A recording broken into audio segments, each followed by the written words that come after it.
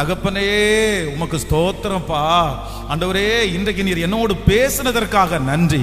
உங்களுடைய உடைவுகளை கர்த்தர் அறிந்திருக்கிறார். நீங்க எந்த ஜெபத்தை கொண்டு வந்திருக்கிறீங்கன்னு ஆண்டவருக்கு தெரியும். நீங்க வெட்கப்பட்டு போக மாட்டீங்க. அவங்க பேசுறவங்க பேசட்டும், உங்களை காயப்படுத்துறவங்க காயப்படுத்தட்டும், பரவாயில்ல.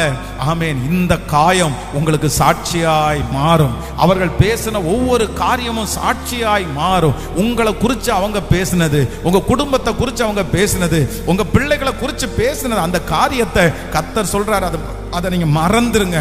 அதை நீங்க யோசிக்கவே வேண்டாம். அவங்க என்னென்ன நெகட்டிவா பேசினாங்களோ, அவங்க என்னென்ன குறைவா பேசினாங்களோ, அத்தனை காரியத்தையும் கர்த்தர் திசை திருப்புகிற கர்த்தர்.